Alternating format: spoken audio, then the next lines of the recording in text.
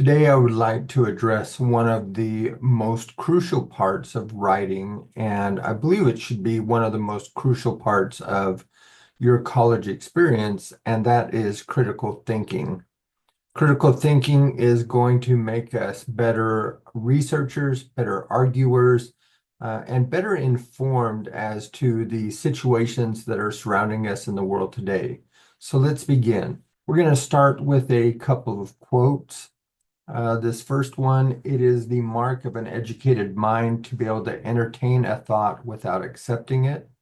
So what we're looking at here is, can we look at an opponent's argument and understand why they're believing what they're believing without accepting it ourselves?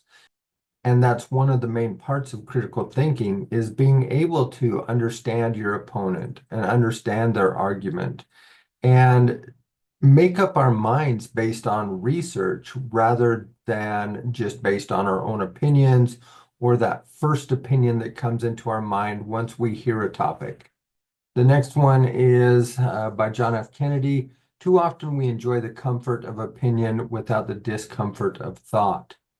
We think about this on social media or maybe in discussions, or we see this in news stories.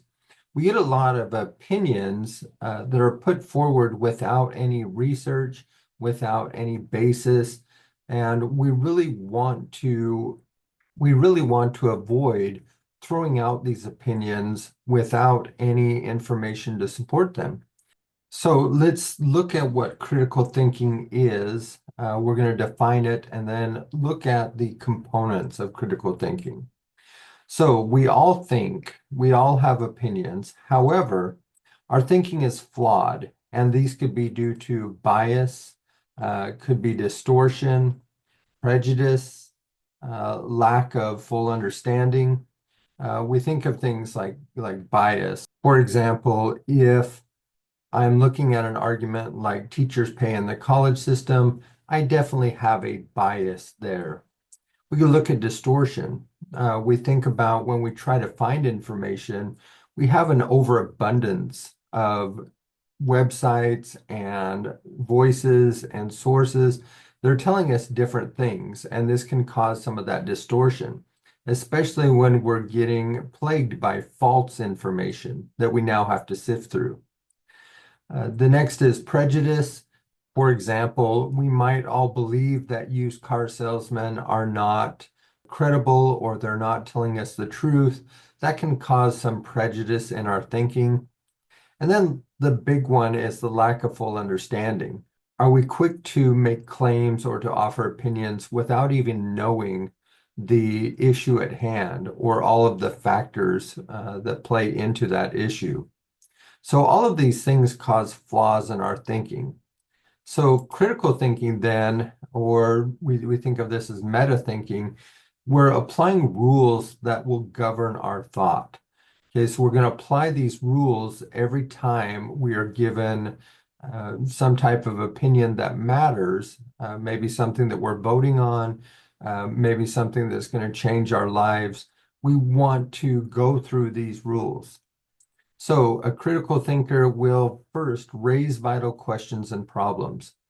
We'll say, what do we want to understand, or what do we want to know about this? You may have already done this in making the decision to go to college. You may have said, what are the costs going to be? What are the outcomes going to be?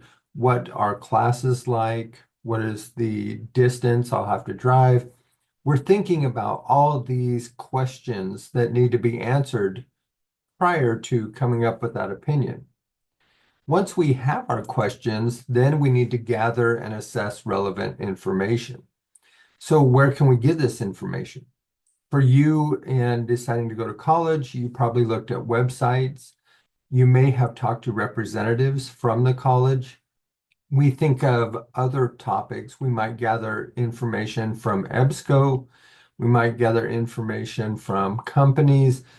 We want to find the best information possible once we have those questions.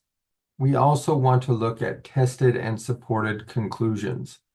So it's nice to have theory, but we want to see practical applications in the real world. So if we look at, say, going to college, and you're finding information that says if you earn this degree, you're likely to have this type of income. We then can look at places like Indeed.com, or we can look at job offerings to see if that information is true, if that is carried forward into the real world. So we're going to look at these tested and supported conclusions in order to validate that information that we've received earlier. Next, we're going to examine our assumptions, implications, and practical consequences. So our assumptions might be anything that we're taking for granted. For example, if somebody is arguing that you should go to college because you'll make more money, we might need to address the assumption that that's why students go to college. I would say that some want to just better their lives. And therefore, we want to examine that assumption and maybe address it before we come up with a conclusion. And we can look at implications or practical consequences. If I go to college, and this is something that I think a lot of students worry about or think about, if I go to college, what are the next couple years going to be like? Am I going to struggle working and making money, as well as fulfilling my college obligations? So we can look at those implications or what's going to happen if I decide this way or if I decide a different way. So we need to look at outcomes. And then finally, we can communicate effectively with others.